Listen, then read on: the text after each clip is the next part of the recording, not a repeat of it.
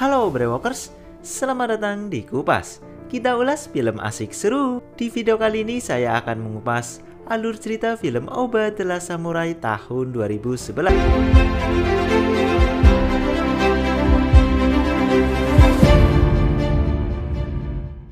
15 Juni 1944, para marinir Amerika berhasil menguasai Pulau Saipan setelah sebelumnya terjadi pertempuran yang begitu dahsyat, di mana lebih dari 70.000 marinir Amerika dikerahkan untuk merebut Pulau Saipan yang saat itu dijaga oleh 30.000 lebih tentara Jepang.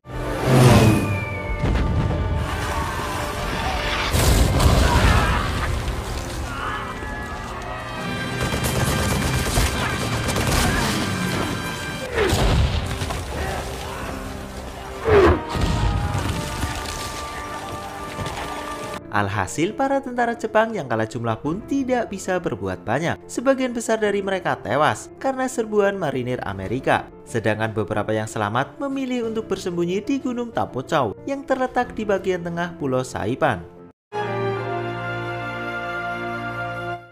Adegan berpindah menuju para perwira Jepang, di mana Kapten Oba dan perwira lainnya terlihat tengah diberitahu oleh sang atasan bahwa mereka akan tetap mencoba untuk mempertahankan pulau tersebut sampai setidaknya tanggal 4 Juli. Sementara itu di dalam sebuah gua, terlihat beberapa warga sipil Jepang yang tengah bersembunyi.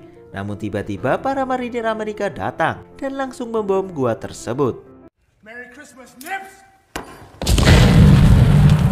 Alhasil mereka pun tewas dan hanya menyisakan satu orang saja yang selamat. Satu orang tersebut merupakan seorang gadis bernama Aono. Di tempat lain, para perwira termasuk Kapten Oba yang mengetahui kondisi mereka semakin terdesak seketika langsung mengadakan pertemuan. Di pertemuan tersebut, salah satu atasan bernama Jenderal Saito mengatakan bahwa Angkatan Laut Kekaisaran Jepang tidak bisa membantu mereka lagi. Jenderal Saito dan perwira lainnya yang merasa gagal mempertahankan pulau tersebut akhirnya memutuskan untuk melakukan harakiri.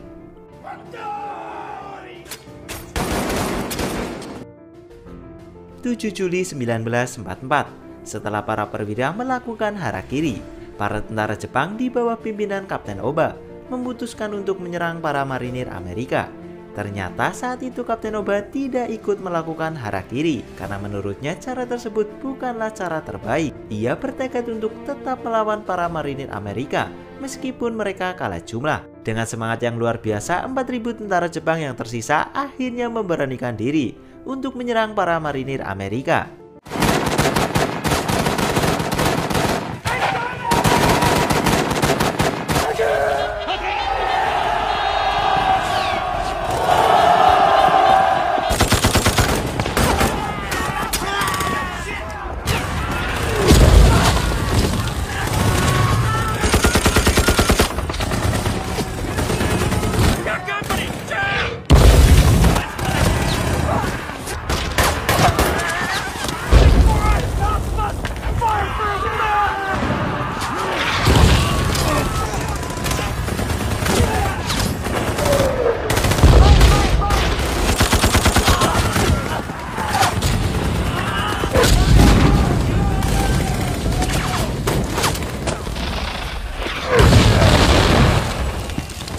Pertempuran saat itu hanya berlangsung selama 2 jam saja, namun jumlah korban tewas dari kedua belah pihak sangat banyak, di mana dari pihak Amerika kurang lebih 2.000 marinir tewas, sedangkan dari pihak Jepang 4.000 tentara yang terlibat pertempuran tersebut hanya beberapa tentara saja yang berhasil selamat, termasuk Kapten Oba. 2 hari setelah pertempuran berdarah tersebut, Komandan pasukan Amerika secara resmi akan mengumumkan kemenangan total di Pulau Saipan. Namun di saat bersamaan mereka mendapat informasi bahwa ada beberapa tentara Jepang yang masih bersembunyi di hutan-hutan sekitar pulau tersebut. Kapten Lewis yang mendengar hal tersebut kemudian menawarkan ide ke atasannya yang bernama Kolonel Bullard. Ia mengatakan bahwa dirinya akan mencoba bernegosiasi dengan para tentara Jepang. Ia akan membujuk para tentara Jepang untuk menyerah saja, karena kondisi para tentara Jepang memang sudah sangat terdesak dan tidak punya pilihan lain selain menyerah. I'd like to try and convince them to surrender, sir. Seems that the Japanese military has told them. And they did this the night before they launched the attack. Awalnya Kolonel Bullard agak sedikit ragu, namun akhirnya ia pun setuju dengan ide Kapten Lewis. Kapten Lewis hanya diberikan waktu 1 bulan saja untuk menjalankan rencananya tersebut. Singkatnya, para marinir Amerika di bawah pimpinan Kapten Lewis mulai bergerak untuk mencari para tentara Jepang yang tersisa. You guys hear that? Move and take that damn thing off your head. Scene berpindah menuju Kapten Oba dan pasukannya, di mana salah satu anggotanya menemukan botol minum milik marinir Amerika. Dengan cepat, Kapten Oba bersama pasukannya pun langsung membuat jebakan.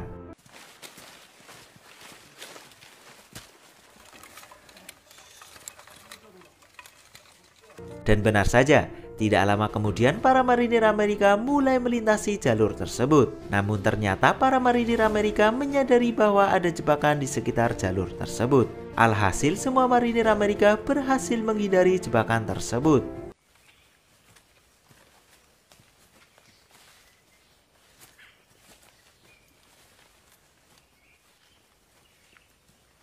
Tapi tiba-tiba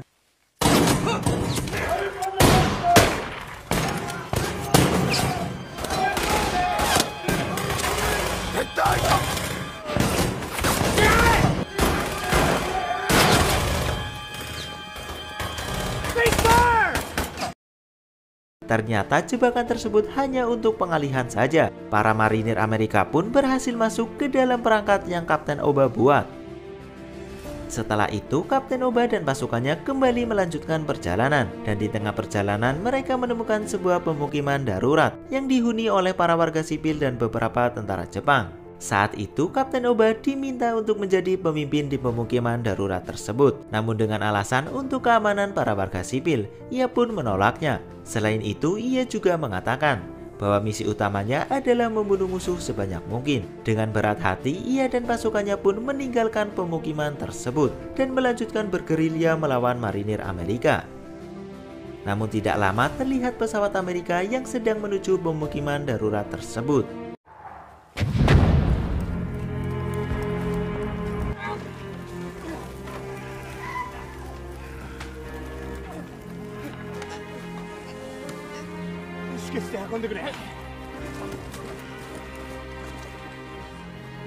Seketika pemukiman tersebut pun porak-poranda oleh bom yang dijatuhkan pesawat Amerika. Melihat hal tersebut, Kapten Oba pun langsung memerintahkan pasukannya untuk mencari tempat persembunyian lainnya yang bisa menampung para warga sipil dan beberapa tentara tersebut.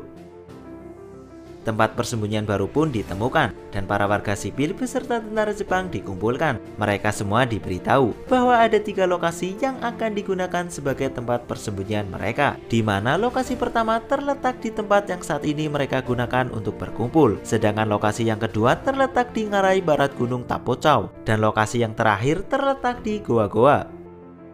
Setelah dijelaskan dengan detail, mereka semua pun bergotong royong membuat beberapa rumah gubuk dan dapur.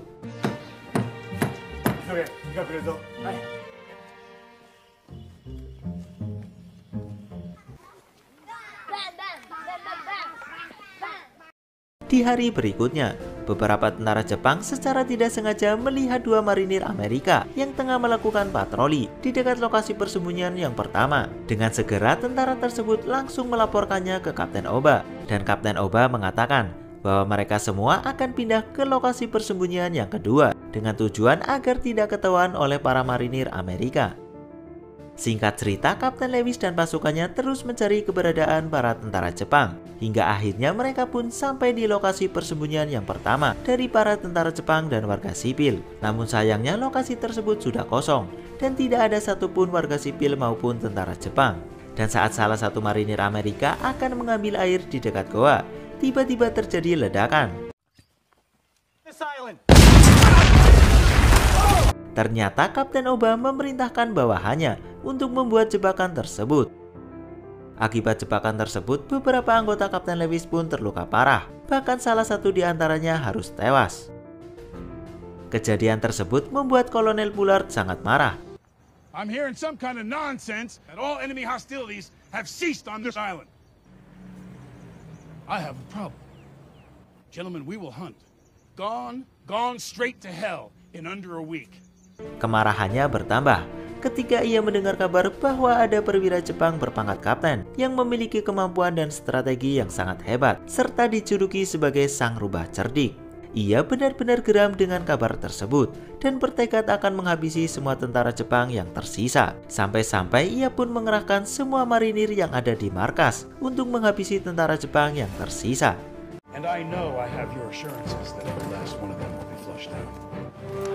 These 200 or so Jap soldiers are holed up in this area. I want a line 3 miles wide of Marines at arm's length. Good luck, General. Kini keadaan Kapten Oba dan yang lainnya pun kian terancam. Mereka mau tidak mau harus bersembunyi ke tempat yang lebih aman lagi. Dan pada akhirnya para warga sipil pun dipindahkan menuju sisi timur Gunung Tapocau. Mereka kemudian diminta untuk bersembunyi di atas celah-celah tebing.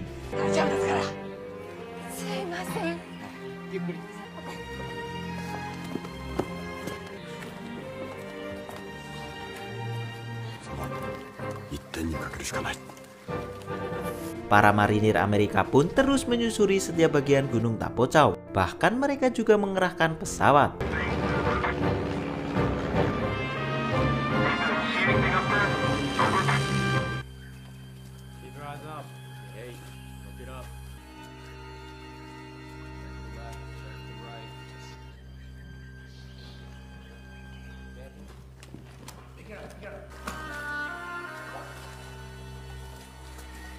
Dan saat para marinir Amerika sedang beristirahat, tiba-tiba beberapa tentara Jepang langsung menyerangi mereka.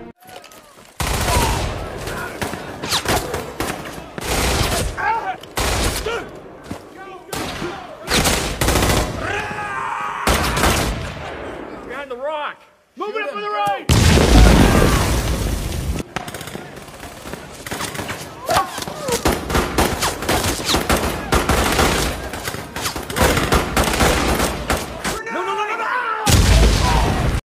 Serangan yang mendadak tersebut menyebabkan 11 marinir tewas. Kolonel Bullard yang mendengar kabar tersebut seketika sangat marah. Ia menyalahkan Kapten Lewis yang tak kunjung bisa menghabisi para tentara Jepang tersebut. We couldn't even find them for Christ's sakes. Get out of my fucking office! Hingga di keesokan harinya, Kolonel Bullard akhirnya dipindah tugaskan oleh markas pusat karena dianggap tidak mampu menjalankan tugas dengan baik. Dan sebagai penggantinya, markas pusat mengirimkan seorang kolonel lainnya bernama Kolonel Wessinger. Sesampainya di markas, Kolonel Wessinger bersama Kapten Lewis langsung membahas masalah yang sedang mereka hadapi, yaitu bagaimana cara membujuk para tentara Jepang untuk mau menyerah. Well, sir, I'd like to continue with these leaflets. Absolute commitment the Japanese have, and no surrender. We need to give them a way out without shaming themselves, sir. Setelah cukup lama berunding, akhirnya mereka pun menemukan sebuah cara di mana mereka akan mencoba untuk menyebarkan selembaran yang berisi ajakan untuk menghentikan perlawanan terhadap pihak Amerika karena diketahui sebentar lagi Jepang akan mengalami kekalahan. Singkatnya, selembaran pun disebarkan.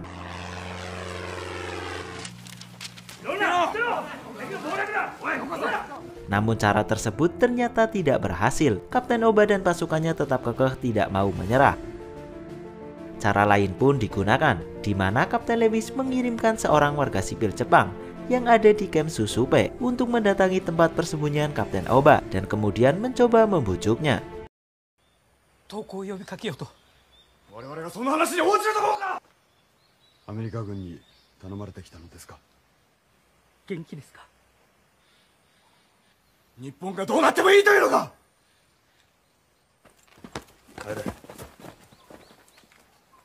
Tapi lagi-lagi cara tersebut gagal dan tidak menghasilkan apa-apa.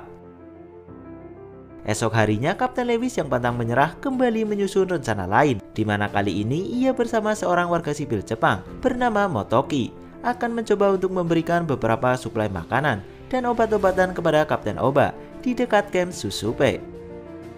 Rencana pun dijalankan. Dengan begitu hati-hati, Motoki mulai memberikan suplai makanan dan obat-obatan kepada Kapten Oba. Sembari memberikan suplai makanan, Motoki mencoba merayu Kapten Oba untuk segera mengakhiri perlawanan dan menyerah saja kepada pihak Amerika. Namun di saat bersamaan, salah satu tentara Jepang bernama Horiuchi tiba-tiba langsung menyerangi Kapten Lewis dan bawahannya.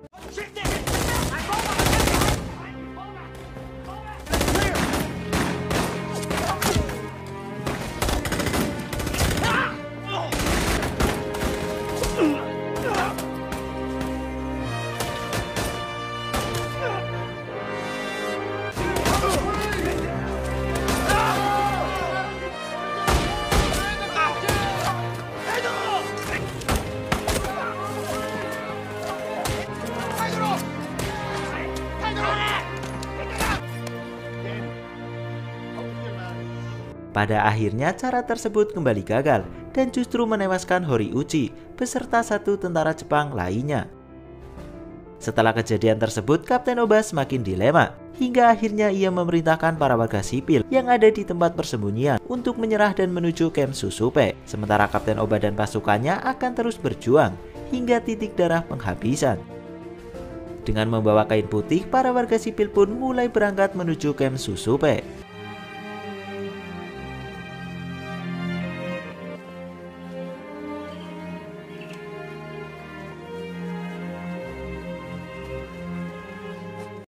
Keesokan harinya di kamp Susupe, semua warga sipil dikumpulkan dan mereka diberitahu bahwa Jepang telah menyerah tanpa syarat kepada sekutu akibat bom atom yang dijatuhkan oleh sekutu di kota Hiroshima dan Nagasaki. Kabar tersebut pun dengan cepat sampai ke Kapten Oba dan pasukannya, hingga pada akhirnya Kapten Oba memutuskan untuk mengirimkan surat yang berisi permintaan untuk bertemu dengan pihak Amerika.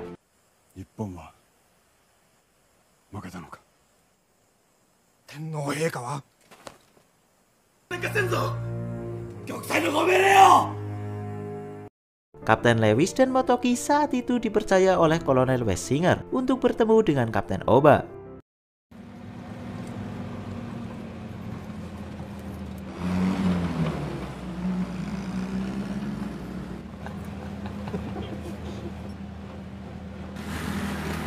Please stop.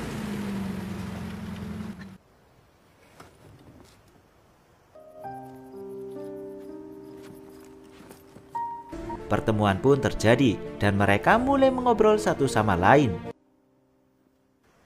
Kabuki no Uzaimon ga suki desu. Wareware wa koufuku wa shimasen. Anata tachi wa iushou kenmei tatakatta.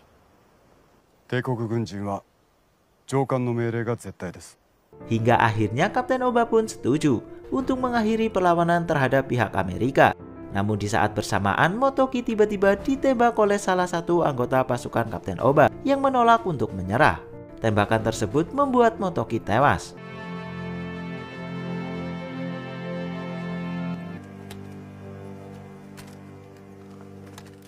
Singkatnya, setelah bertemu dengan Kapten Lewis, Kapten Oba yang sebenarnya masih ragu untuk menyerah mendapat kabar bahwa markas besar Kekaisaran Jepang telah mengirimkan perintah kepada semua tentara Jepang dimanapun berada untuk segera mengakhiri semua bentuk perlawanan terhadap pihak Amerika. Kapten Oba yang mendengar hal tersebut seketika langsung memberitahukan kepada pasukannya. Sennin shoukou toshite honkan wa koko ni Bakanto Saikou Shikikan Rikugun Shoushou FM ファイティングの任命する代表にお前たちは十分に戦った。前を向いて明日を生きることこそ。お前たちは十分に戦った。Pada 1 Desember 1945, setelah 512 hari bertempur, Kapten Oba dan pasukannya pun akhirnya benar-benar akan menyerah.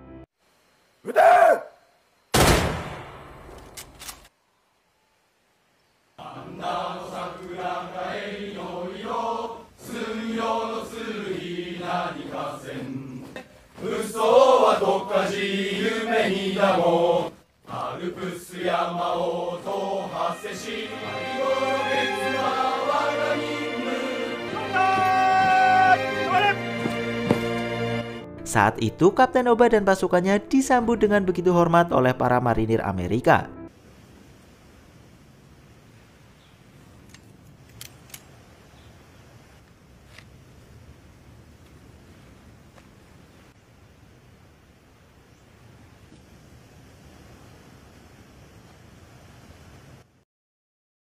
dan film pun rampung.